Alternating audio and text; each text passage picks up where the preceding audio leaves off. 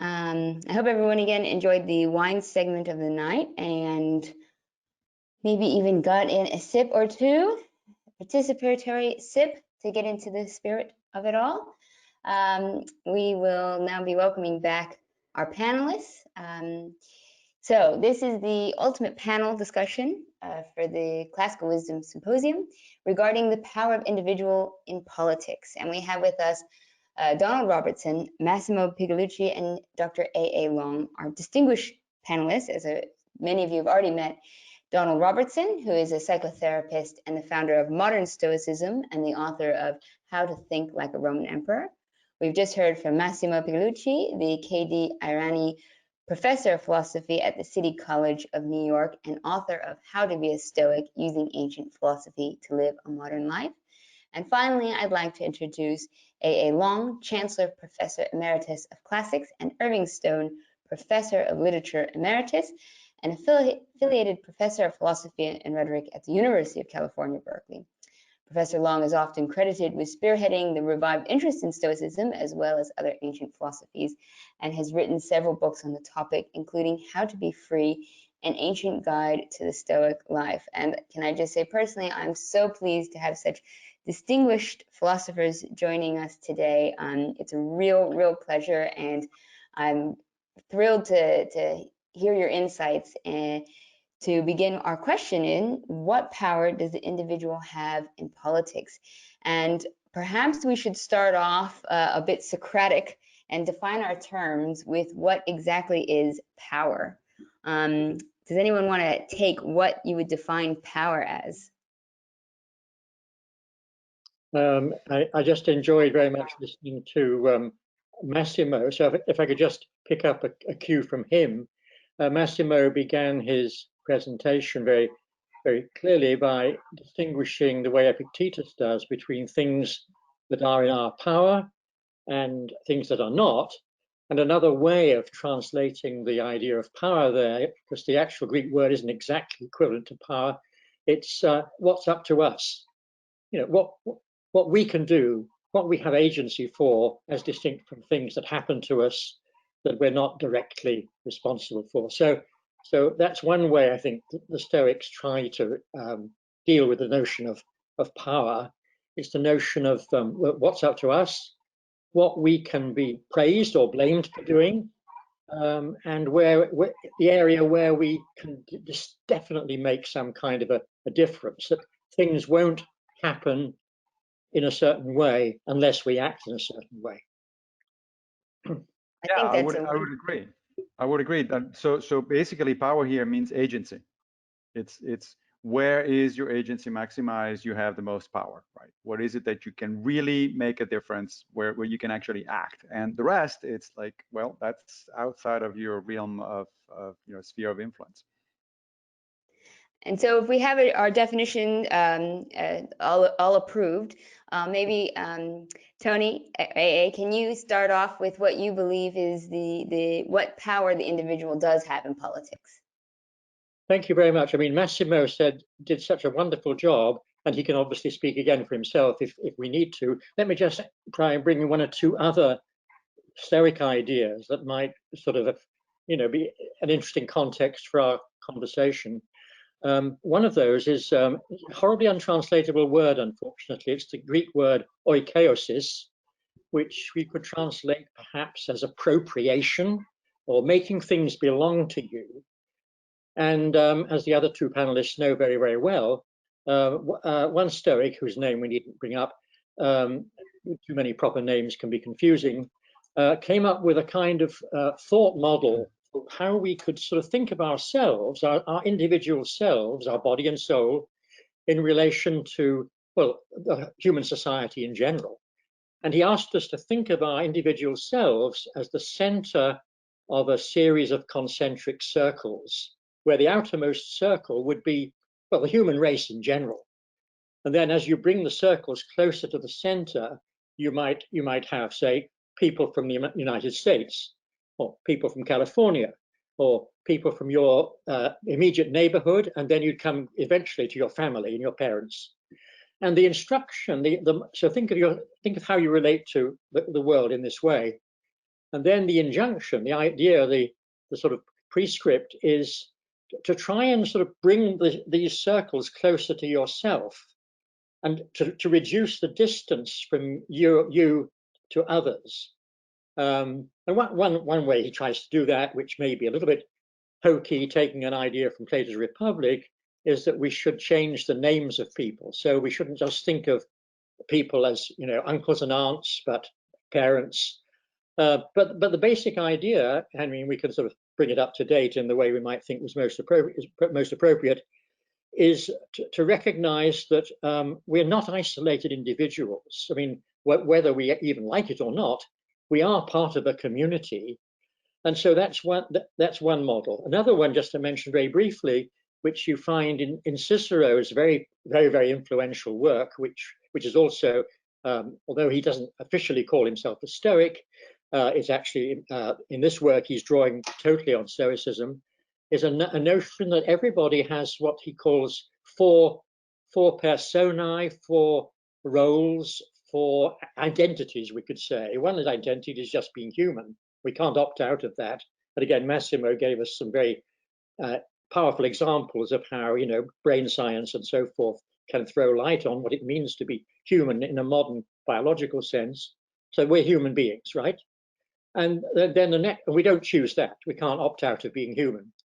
And another identity is the society you're born into. And again, you know, we can't do anything about that. We don't choose whether we're born in a certain place.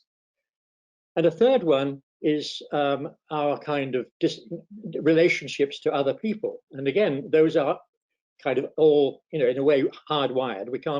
We have parents, or however we like our parents or not. And finally, there's the one that where we choose for ourselves what we want to be. And this brings us back to the notion of empowerment. And each one of these, he then sort of goes through a kind of listing of the ways in which we might think of our identity in a normative way. What's appropriate to us according to these different personae, these different roles.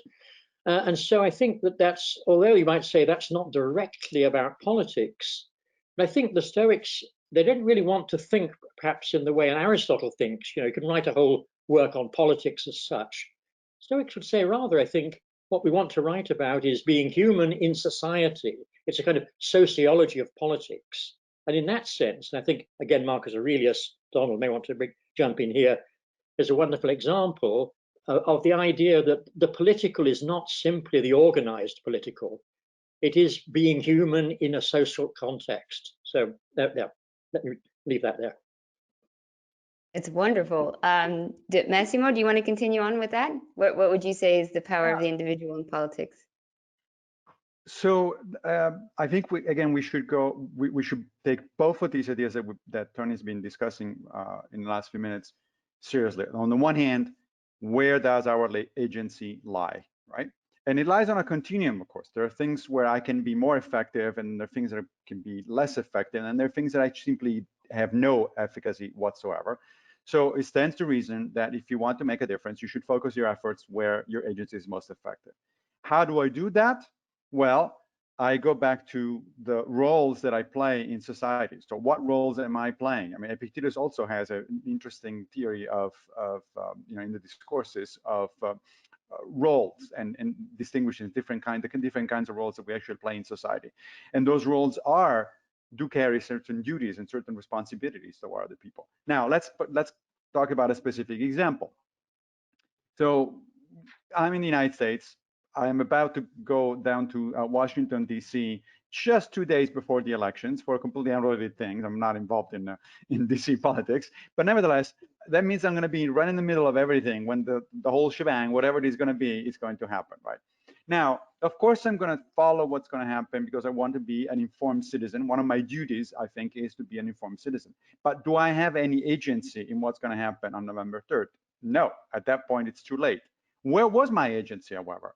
I did have a lot of agency before, right? I could vote, for one thing, not just for the major candidate, but also for the secondary candidates. I mean, people forget that the elections are not just about the president, they're about a bunch of other people. I have the agency in terms of I have a little bit of extra, you know, expendable income, so I can spend that money, invest that money in what I think are organizations or people that work in ways that I support from a political perspective. That's another thing. But more importantly, most of my agency is actually at the local level. We get trapped in part because of the 24-hour news cycle into thinking that the only things that are important are the national elections. And of course they're important for sure, but unfortunately they also happen to be the locus of least agency as far as each one of us is concerned. I do have a lot more agency at a very local level because the local politician only needs a few thousand votes to be elected, only needs a few $1,000s in order to run his campaign or her campaign. That means that he's probably my neighbor or lives around the block from me. That means that if I actually go and talk to him, I can make a difference. I have a good friend, my co-author, Greg Lopez, who co-authored with me the handbook for New Stoics. He actually does that on a regular basis, and he actually has been able to help a local politician craft an entire bill, which is something that very few of us have experience of, right? Why? Because he chose to focus at the local level. And we also tend to forget that national politicians have to come ultimately from the local level. Before they get on the national stage, they're actually local politicians. So it's true that acting at the local level is not glamorous. You're not changing the national elections, but it is incredibly important because if we all got more involved at that level, we would get a much better slate of politicians than years down the road at the national level. And maybe we can hear from Donald now to round it out. Yeah, I guess I'm going to answer from a little bit more of a psychotherapist or a psychological perspective, and say the question that strikes me actually first, as soon as we mention power, of course, we have a certain degree of indirect influence over external events and these kind of rotating spheres that the Stoics talk about. But Epictetus goes on to say, in a word, what's up to us are our own actions. And even internally, even in terms of our own behavior, not everything is up to us. Psychologically, the actions that we take, the changes that we make, not entirely under our control. And I think another way of posing this question would be how we lose power, what compromises our power, robs us of power. And that would, I think, lead us into the topic of the Stoic passions, because it might be a surprising answer in a way. One of the surprising answers that the Stoics give, I think the Stoics would say we become enslaved, lose our freedom, agency, autonomy, and power in part through these excessive, irrational, unhealthy emotions that tend to vex us.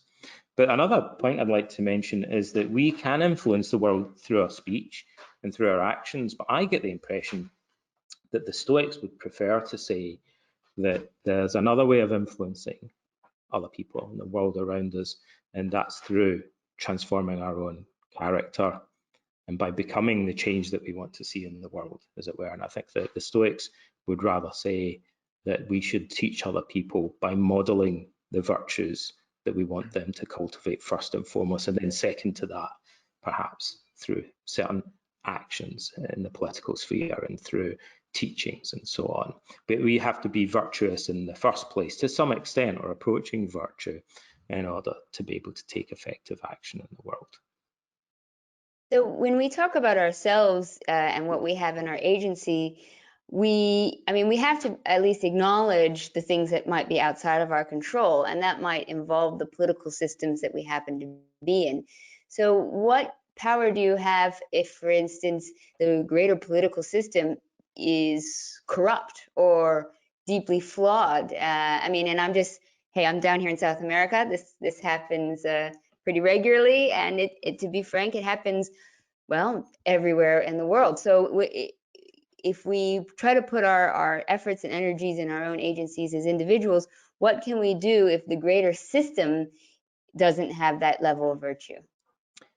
Can I answer that briefly and just point to perhaps a surprising example of somebody who faced a corrupt system, and that would be Marcus Aurelius, who was one of the most powerful men in history in a sense, but nevertheless expresses his frustration at the fact that he's surrounded by people that don't share his own values and the treachery and deceit that he has to deal with on a daily basis. And Marcus gives an answer to this question. He says, perhaps surprisingly, that one can't achieve Plato's republic overnight. And I wonder why he doesn't say Zeno's republic, but he says Plato's republic. But we must be satisfied if each day we make one small step in the right direction. So I think for Marcus, he thought the main thing is to know that we're heading in the right direction, even if we have to accept that our power is limited and we're only able to make changes in a piecemeal fashion. I think that's a useful starting point for a comparison when we're considering our own lack of power. Even Marcus accepted that his power was limited in a sense. Could I just, picking up on your question, Anya, let's take Socrates, who is the favorite Stoic paradigm. And what made, of course, Socrates so influential was the manner of the ending of his life, the fact that he was actually put in prison and in fact executed. And you can change the model of that. You can come to Mandela in his own prison. But the point is that even if somebody is in an extreme situation, there are always people outside who know what's going on and who can publicize that. And it was, of course, the publication of how people saw Socrates in his own lifetime that made him so influential. Likewise, with the case of Cato that was mentioned earlier, his death was again, signaled out as a paradigm for people. I'd like to just pick up on something else, and if I might move to another ancient philosophical school, the way Seneca says, well, I'll sometimes quote from the enemy, and in this case, I'm going to take the Epicureans. And Epicurus was famous, supposedly, for turning his back on politics. But actually, that I think is an extreme misrepresentation. He actually founded a society of friends and those friends publicized his teaching all over the Roman world.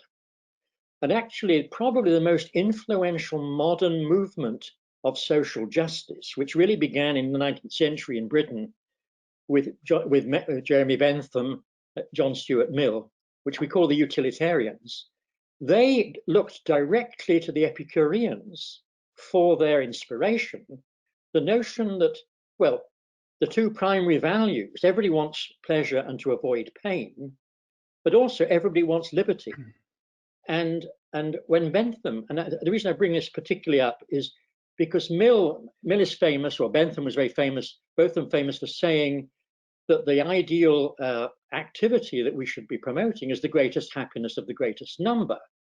And so Mill one point says, look, the idea is not that we could sort of change the human race. He says only one person in a million may have the ability to influence more than their immediate people. In fact, this was, I think, point Massimo mentioned, that it's your local level where we can be most, unless we're going to be professional politicians, we can be most effective. Right. I would like actually to piggyback on that a little bit, going back to into the Stoic camp, so leaving the Epicureans, which I agree is a place where we can definitely draw from time to time, just like Seneca did.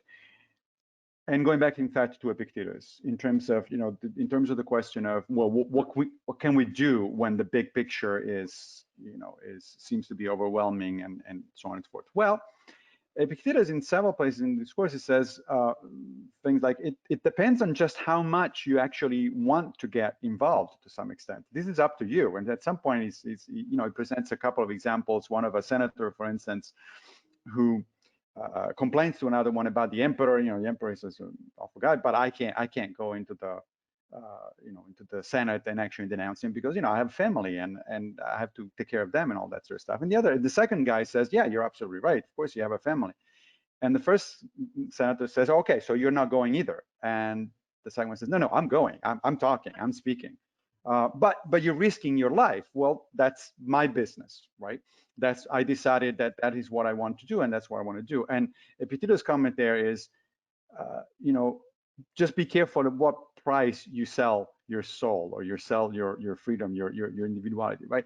And each one of us is a different price. So if you are in a situation in a society where things are really going in the wrong direction, well, at a very minimum, you have the opportunity to get involved, as I said before, at the local level, spend some money, supporting politicians, organizations, et cetera, et cetera. But if you want to sell your soul a little higher, then maybe you can run for office. even though it may be actually even dangerous or unproductive in certain situations. And if you want to sell your soul really high, then you get into serious political activism, going into the streets and risk a confrontation with the police and things like that. That depends on each one of us. I'm not saying that one thing is better than the other for a particular individual. Each one of us has to make that decision. What the Stoics would say is just whatever decision you make sure that that is really the best that you can do. It's okay if you don't feel like you can do any more than that, because we all have different priorities and we all have different lives. But make sure you actually push yourself to do the best that you can. Yeah. So you mentioned choosing the level of involvement, and that seems to suggest that you definitely need to be involved. So I'd like to start the next question with Pericles' quote, if you don't get involved with politics, politics will get involved with you. And so this is kind of a two-parter. One, do you necessarily have to be involved in politics? And do you have a choice to be involved in politics in the first place? Yeah, I would say that I agree with Pericles. There's no way that you're not involved in politics, because if you're not, that just means that politics happens to you. I mean, politics, let's not forget, the polis, the word comes from involvement, from society. We are involved in society. I really have a hard time when some of my own students actually here at City College say, oh, I don't get into politics, I don't get involved in politics, that's not my thing. It's like, Well, yeah, it's I not mean, your I think thing. today, It is your thing that you like it or not. What you could say is,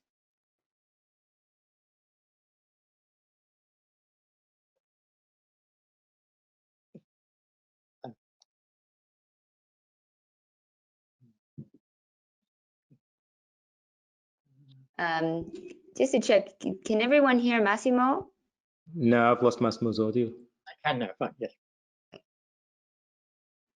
All right. Can I'm I living hear according. Donald? Sorry, Can you hear Massimo, me? I think we lost you for a second. Can you just say that last bit again? And let me just see if I can hear you now. So I was saying that it's a question of, do you want to be involved? You ought to be involved because you're a member of the human cosmopolis. You're a member of society, and so yes, it is a duty. One of the things that always puzzle me in the United States, for instance, is the very low level of turnout at elections. Right, typically about 60% of Americans that are eligible to vote actually vote, which is much lower than in other countries. And that's because Americans tend to think, there's many reasons for it, but one of those reasons is that Americans tend to think of voting as a right and not a duty. And voting is both a right and a duty. In other countries, in Australia and Italy, you actually get penalized if you don't vote. If you don't show up for Here in vote, you get Argentina also. penalties. Yeah, exactly. As it should be, because people ought to take it seriously as, this is my duty. It's not just some privilege that I have.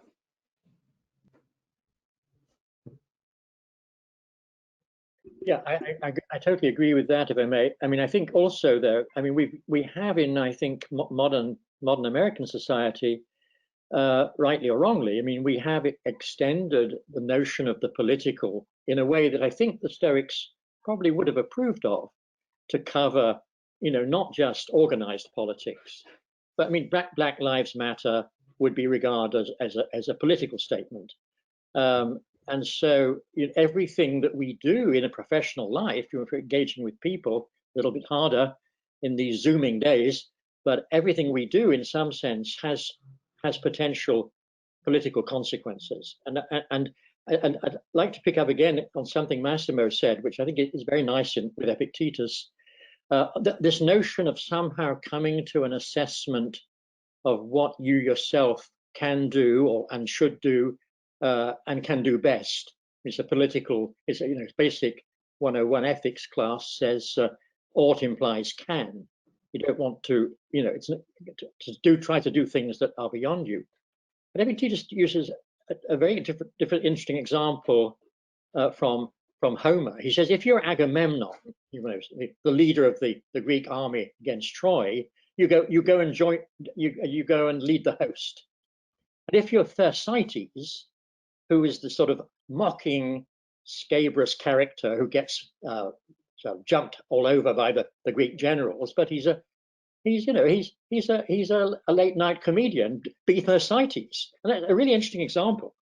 I mean, he actually, Epictetus, I think, is saying, if you think that's what you're cut out to be, a late night, comedian, that's okay, go and do it. So it's, in this sense, Stoicism is a very egalitarian kind of ideology, because it's basically saying there's a role for everyone, and there's nothing. It's not any better to be Agamemnon than Thersites.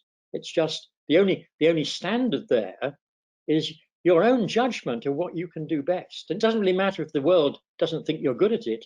If you think you're doing it all right, because you have to be applying some kind of judgment and reason. It's not delusional, but that the person you most have to please in that sense is yourself. I'd like to say something kind of moving in slightly the opposite direction, actually, and think of instances where perhaps people shouldn't get involved in politics, and relate that to some of the things that the Stoics have said. And I think a good example would be on the internet, where people flame and troll each other about politics and get embroiled in passionate, angry, spiteful arguments with one another that become increasingly divisive and partisan. And actually, I think that might be the way, sadly, that the majority of people take political action, in a sense, or become involved in politics just by arguing with people on Facebook or Twitter and things like that. They probably don't write a bill or go out to a protest or something like that. People probably today spend far more time just insulting other people because of their political agencies.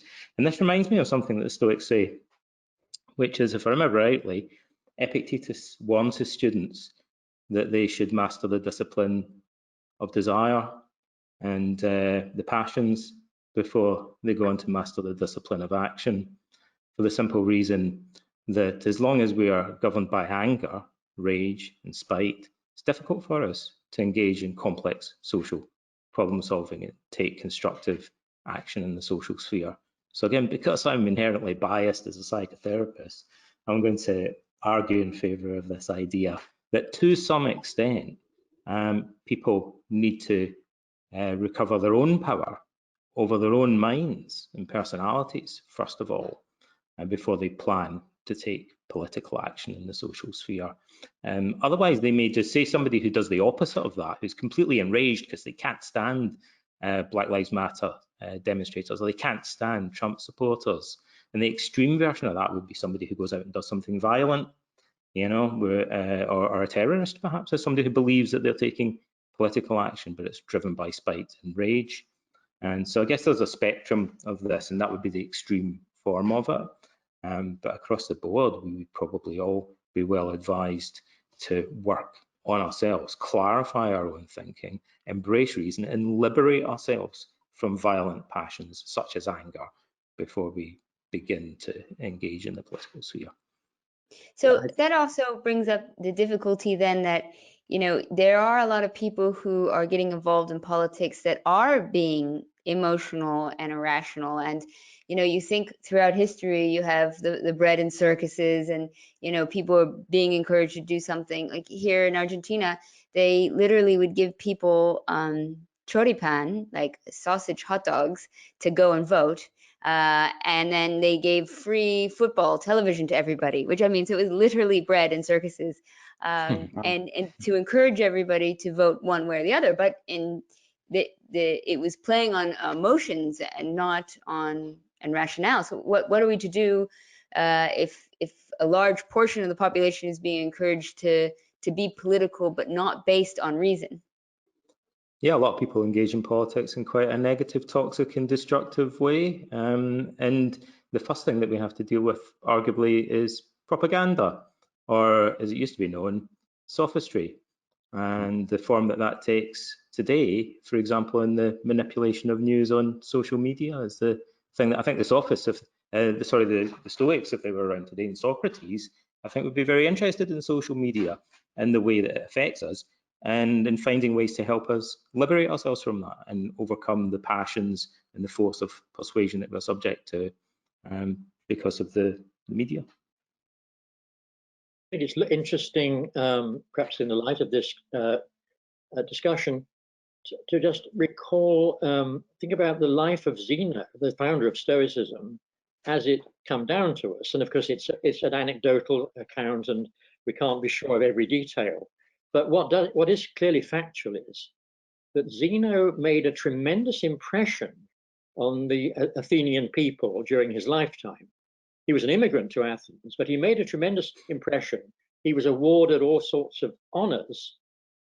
And the saying went out that nobody is as sophron as Zeno. And sophron is a word which really means something like sound of mind, balanced, temperate, which Massimo was talking about.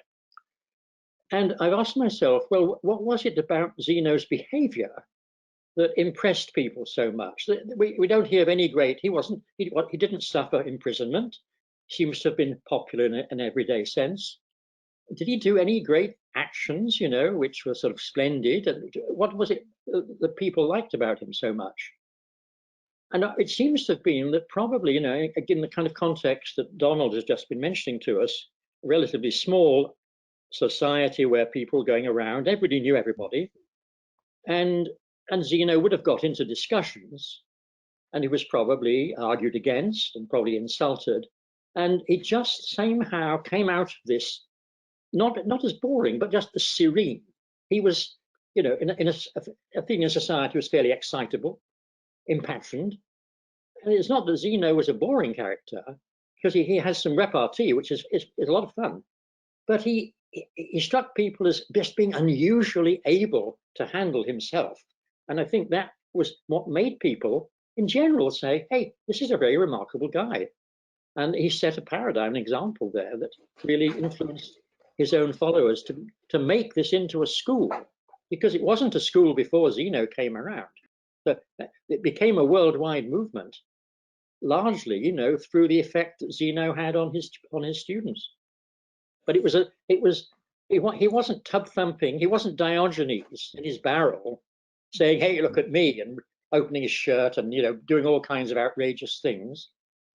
But he was somehow incredibly calm. And again, it's easy to think that that's sort of, well, kind of boring character. But actually, it seemed to have been something exciting to people. How could somebody be that way?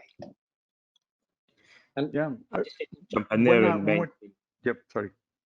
So just very briefly, the Epictetus says something very similar about Socrates.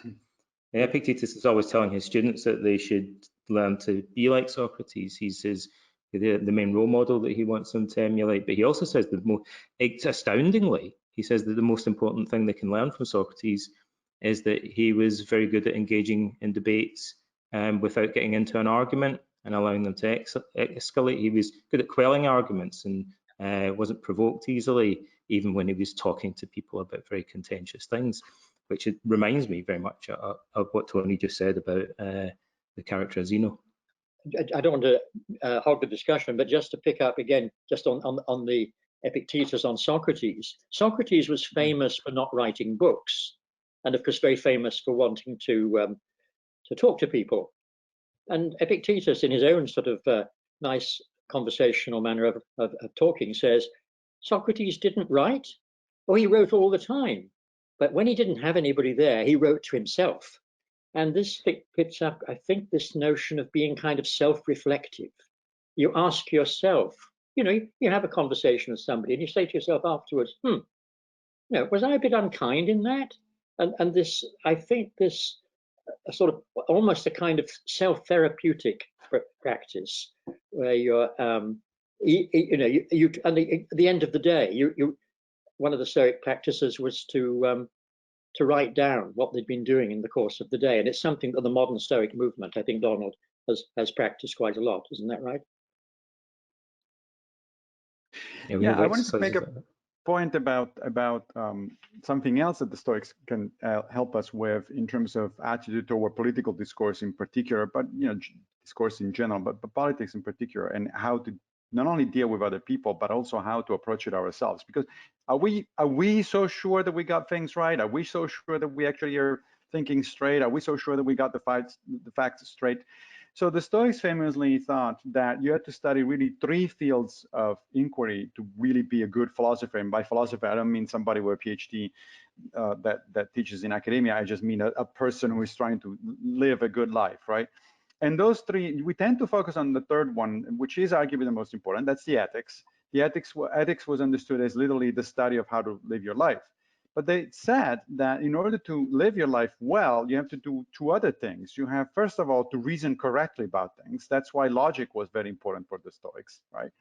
And the other thing is you have to understand how the world works. You got to get your facts straight. And that's what they call physics, which, however, broadly translated today would be equivalent to the entirety of the natural sciences, as well as what we call metaphysics. Because if you don't know, if you're under major misconceptions about how the world works, or you don't reason correctly about the facts that you have about the world, then you're bound to mislive your life. This is very clear applications for all these discussions, where, as we all know, we're doing this not in person because we're in the middle of a pandemic, right? So a lot of people that talk about, oh, I don't believe that there is a virus, or I don't believe that it's lethal, I don't believe that this needs to be done. That means that they are either reasoning incorrectly about the facts, or they don't have the facts straight. And that is why they're misliving their lives, and incidentally also putting in danger other people's lives, right? Yeah, I think it's so tricky because there's no way Epictetus or Socrates or Plato would have been able to foresee, Google algorithms and things like that. And today, I mean, and this is a real issue we're facing, is that it's really hard to know what is true. And if you look at how we all Google things thinking Google is a objective third party, but it's completely biased to our own predispositions. And so it creates this echo chamber. And it does, I mean, it's something that I think is a real issue for individuals right now, to try to make rational decisions when it's so hard to know what information is accurate. And you can literally look on a social media feed, and I'll have people from the right and the left on my groups, and I can literally see the same story written back to back with a completely different angle. And I mean, I don't know if the ancient world had any of that sort of same level of confusion in knowledge that we're faced with today. Well, there were sophists around, as Don was pointing out earlier. Yeah. The fact is, there is an interesting dialogue.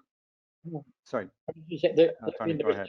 No internet and nothing like that, algorithms. But I mean, just again, a few examples from Athenian history. I mean, the very fact that Socrates was tried by a jury of 500 citizens, and by a narrow majority, they found him guilty. They found him guilty of corrupting the youth and teaching false religious ideas. And so a majority of people, admittedly a narrow one, but certainly, enough to win an American election, so to speak, statistically, was, according to at least the way that Plato and most philosophers have thought since from the record, it was a totally terrible verdict. Athenians had the practice of ostracism. And one guy so anybody could write down the name of somebody they didn't like, and that person would be sent out of the country, exiled for a period of 10 years. And it was a famous thing that a man called Aristides, who was apparently a politician of impeccable reputation in the sort of, at least the circles that seem to know about these things, and acquired the sort of nickname of Aristides the Just, he was ostracized. So I think, change the context a bit. It's not impossible to imagine scenarios such as you're talking about, even though the technology is not there. Yeah, and I was gonna say that ultimately, Anya, you were asking, how do I know? How do I make up my mind? Because if I Google stuff, I can come up with, all sorts of sources on one way or the other, and how do I make up my mind? This is an old problem, and Socrates actually talks about it. I believe it's in the Chasmides, where he asks at some point, he's like, well, how do you tell whether a doctor is a doctor or is a quack? How do you figure that one out? And his conclusion, unfortunately, is that you have to be a doctor yourself. Otherwise, you're not going to be able to figure out the difference. And so this is what we call today the problem of expertise. How do I know that this guy is an expert and that guy is a quack and this is somebody I can trust? And it comes down to trust. And one of the issues that has come up in our society with the 24-hour news cycle and with the internet in particular is that all of a sudden everybody's an expert. And you don't know who to trust. The old gatekeepers, you know, the newspapers, magazines, you know, television stations, et cetera, are basically either not there anymore or they lost control of discourse. And you can say that to some extent that's a good thing, but only up to a point, because the result of it is that I have people on Twitter, for instance, that, you know, I make a point and they immediately go and Google something and say, but what about this? And they put an article or a book there and they say, so how do you respond to that? It's like, wait a minute, this is a conversation we're having basically in my living room. If it is my Twitter feed, it's my living room. And what are you doing? You're throwing books at me and you say, you know, I want you to read this thing to answer, in order to answer my question. And by the way, you have to do it in 280 characters. And I'd like the answer before the end of the day. It's like, come on. But that's where we are now. Actually, I'd like to just chip in and say something briefly about that. You know, it seems like an almost insurmountable problem in a way. We're bombarded with this sophistry, propaganda, misinformation, fake news and stuff, and how do we actually deal with it? But already, Anya, I think in a way you've seen through it. You've already pointed out yourself that we're aware of this. We all know that we're subject to propaganda. And there is this problem of expertise about who we trust, and it's a difficult question. But there's an easier question that we could ask, which is, who shouldn't we trust? That's easier to answer, actually. So there are people that have lied to us in the past and misled us. Like, we can probably question their reliability. And also the people that are obviously attempting to manipulate us emotionally by using scaremongering or to provoke anger, and using rhetorical techniques, using colourful language, using exaggeration, like the sophists did. So when we see somebody doing that, it should at least make us suspicious or wary that they're manipulating us. And so when you see people like Massimo's talking about arguing online about the virus and saying stuff, you know, often they'll be referring to sources of information that you wouldn't have to be particularly educated to realize are unreliable. Some of the media outlets are clearly biased and manipulative. And so only really takes a small amount of reflection and thought, I think, to see through that. But it takes more effort then to seek out alternative sources. So in Britain, to go for information that comes directly from the NHS, for instance, or to go to scientific journals, magazines that have greater credibility. But if the task seems difficult of finding the ideal expert, the task of identifying the charlatans, I think, is somewhat easier a lot of the time. Not always, but a lot of the time. I think that's excellent advice, and I hope everyone takes that. I have another practical sort of question that kind of relates to, interestingly enough, our current, the four of us, in that we live in a much more international world. And you know, to quote Socrates, I am neither Greek nor Athenian, but a citizen of the world. And you know, all four of us were born in different countries that we live in. And in fact, all four of us weren't born in America, and yet we're talking about American politics. So to discuss the different types of politics, one, because of the internationality of our lives, do we choose which politics to get involved in? Because, I mean, am I going to be spending my days worried about Myanmar and Melbourne? You know, can we be involved with the entire world's politics? It would be impossible. So how do we choose?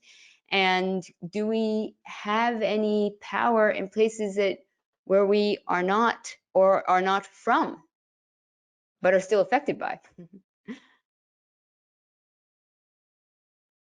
Yeah, I think that's a very good question, Anya, and well, it really, you know, it puts me on the spot, I think, and not speaking for the others. because I feel I've lived in the United States for nearly 40 years, and coming from Britain before and having lived, some bits of time in other countries. And yet I think the current electoral cycle here has made me feel that I understand, if I ever understood, if, insofar as you can talk about understanding a culture or your compatriots, I feel I understand them less now than I did, when I first came here.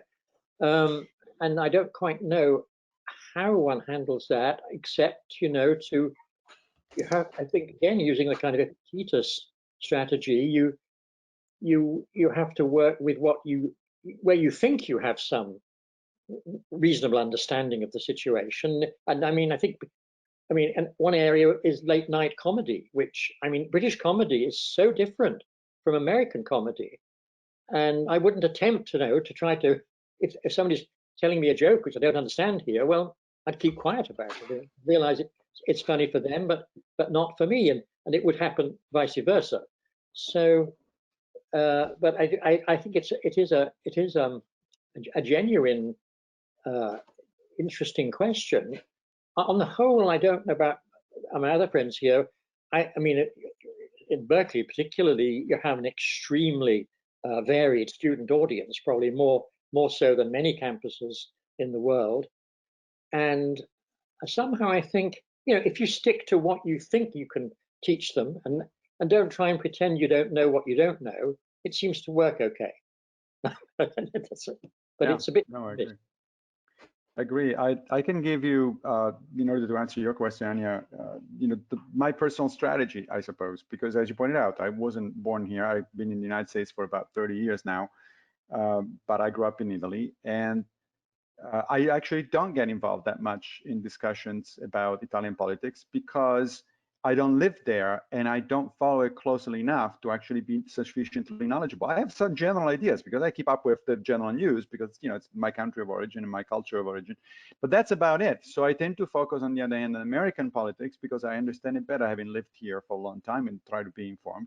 And as I said, particularly, I try to act at a local level. What about the international stuff? You're saying, what about Myanmar or something like that? Well, there I tend to do two things. I'd like to keep a certain level of information. I used to be a news junkie.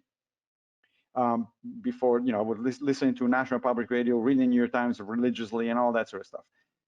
Ever since I started practicing Stoicism, that has gone very much into the background. I do think I have a duty as a human being to be generally informed, but that's different from being a junkie. Spending hours, listening to news or reading news about other parts of the world where you have absolutely no possibility to actually act as an agent, it's only going to make you feel bad. It's only going to make you, really distrust the rest of the world, essentially. That doesn't mean, well, you don't do anything. Now, the only thing I can do is, of course, in that particular case, is to send money to some organizations that I trust, right? So every year I pick a number of, usually 4 organizations, some of which are involved in international aid, for instance, in other countries where they need it, and I just send money to them. Now, that's because I can't really honestly do more than that. I cannot volunteer personally. I cannot, turn upside down my life and go all of a sudden in Myanmar and volunteer. But I do know that there are people who do that. And I know that I have a little bit of income that I can spare, so I send them money, and I assess every year on the basis of what they're doing and the impact that they're having. Okay, so do I want to keep doing that, or do I want to change?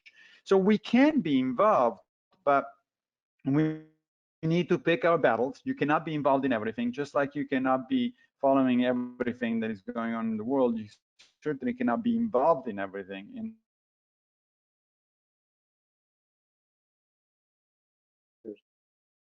Donald, do you have anything to add to that? You're also so you have an to pick your expat. battles based on who you are, where your agency lies, and frankly, Oh, sorry. Yeah, there was a bit of an audio delay. Sorry, I didn't mean to cut you off then, Massimo.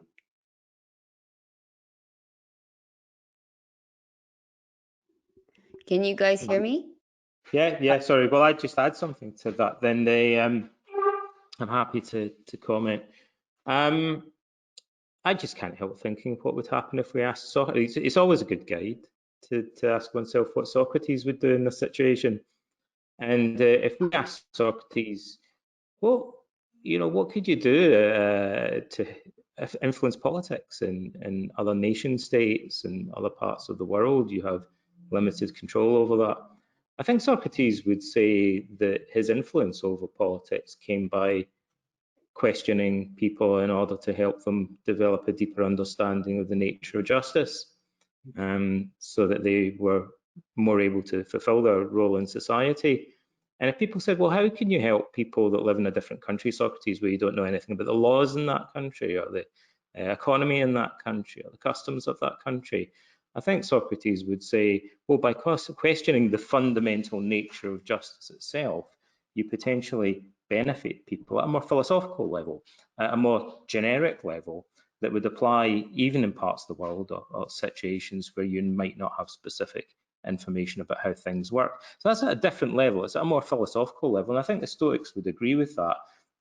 Even if we feel powerless sometimes, there is a sense in which we can help people all over the world, potentially by sharing wisdom and asking questions and helping them to gain insight into these fundamental moral concepts that should guide politics. Could I follow that? And Seneca was involved in politics quite in a deep way for a number of years in Rome, because he was appointed advisor to the Emperor Nero before Nero became went really crazy, and then he realized his own life was in danger. He couldn't do anything any good, and he retired and focused on writing, particularly about Stoicism. And in one letter, it's been mentioned before, Seneca wrote a work called the Letters to Lucilius. The letters are probably imaginary, but he puts up, I mean, his style of writing is to try to put philosophical issues as questions and comments in an imaginary correspondence. In one of these letters, he's sort of addressing himself and saying, well, am I actually, did I simply retreat from hurly-burly of life, and is it self-indulgent in a sense what I'm doing? And he says, no, actually I think I'm acting in a more political way by writing these letters. And of course it sounds a little bit grandiloquent perhaps, but if we think about Seneca's influence, which has been enormous on Western civilization, I mean, he's one of the few, one of the people everybody was reading certainly in the 17th century. His influence has been enormous, and it's been much greater through the fact that he was writing than it could possibly have been, even if he had been a very good influence in Roman political statecraft. Well, now most of us don't have those gifts of writing, and wouldn't perhaps have the kind of that ambition to do that at all. But I think it's not too difficult to change the model and think of where one can make a contribution, irrespective of getting involved in actual political discourse, but in some way having an effect upon one's own immediate environment, perhaps even larger environment, as I think both of my friends have had through their writing. Well, I think the division of labor is probably a smart approach, since we can't be everywhere at all times. So I think that's an excellent suggestion. We're getting near the end of the segment, so I'd like to just read a few of the audience remarks just to bring them in a little bit. Caitlin wrote, I like to test experts by asking them a lot of questions. If they get belligerent, even if they're really an expert, their temperament is untrustworthy, so I'll go and talk to someone else. Which I think it depends on how many questions you ask them, but I think that's probably a good tactic. Lynn also wrote in, Symposium also deals with how to know what is true. Part of the answer is to be informed oneself and to be in touch with value. We know and learn all the time, but it is an ongoing process to learning, reevaluating again once we learn more. Not easy and not quick, but there you have it. And I'd like to finish with maybe one last question. And maybe this is a hard question to law about 5 minutes till. So, well, there you go. Is the Stoic approach to politics a luxury in a free society? What use would have been an active Stoic approach to politics in an have been to an undesirable person living under Stalin or Pol Pot, etc. Well, Go ahead, Tom.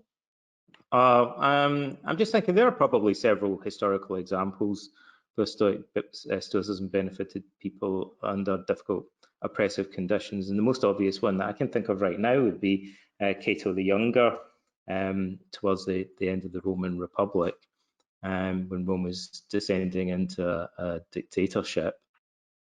Stoicism was a philosophy that Cato leaned on, and it helped him to oppose Caesar. And though he was doing that ultimately with futility, nevertheless, his name became legendary in Roman society. And Cato, for sure, stamped his impression on Roman culture and society, I think, very profoundly, again, by transforming his own character and making himself into the change that he wanted to see in the world. So even though he was defeated, he was given the cognomen Cato of Utica, as if he'd been a victorious general, because he lost the battle, he lost the war against Caesar, but he won the moral victory in the eyes of many subsequent Romans, I believe, and impacted their culture. So that was one way that Stoicism benefited somebody when they were in a losing situation in the face of an oppressive militaristic dictatorship, arguably. Well, yes, to just turn the question around, actually, I found the question interesting because the general challenge for Stoic practitioners, I think, is to say, well, what's the good of Stoicism when life is going well? It's rather, historically speaking, it's when life has been difficult. And an example of that is a guy who was writing in the early 17th century called Lucilius. And Europe was going through terrible wars of religious rivalry at this point of time. And Lucilius, who was a professor in the Low Countries, wrote a work called De Constantia, on constancy, which is modeled very much on Seneca. And this work went through about 20 printings in the first 20 years after it was published.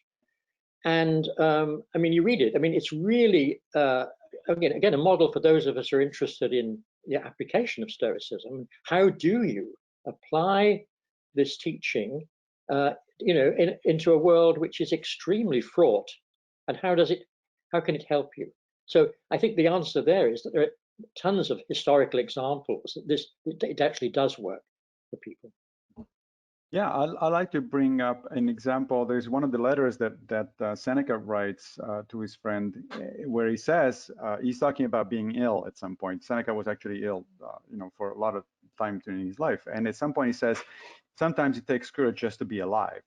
Yes. And that can be applied to a situation of living under an oppressive regime. Sometimes it takes courage just to get up in the morning and do what you need to do as a human being, which includes being helpful, however locally, however in a local under dire circumstances, to other people. Because even under those situations, you still are going to have friends. You're still going to have people that depend on you. You're still going to have some kind of life. Yes, you cannot do anything about the big picture, granted. That requires courage, therefore. That requires more courage to live and be a decent human being under those conditions than if everything is fine. And, as Tony says, when things are fine, it's very easy to be a Stoic. In fact, Seneca says that as well. He says, it's when the waters are calm, everybody's a good pilot. But it's when the storm comes that then the real stuff comes out, right? The real issue comes out. And we should mention another famous example from modern day Stoicism would be Vice Admiral James Stockdale, who leaned very heavily on Stoicism as a way of coping with incarceration in a North Vietnamese prisoner of war camp, torture camp, for many years. And Stockdale's a striking example of one man who used Stoicism as a way of coping with almost inconceivably extreme adversity.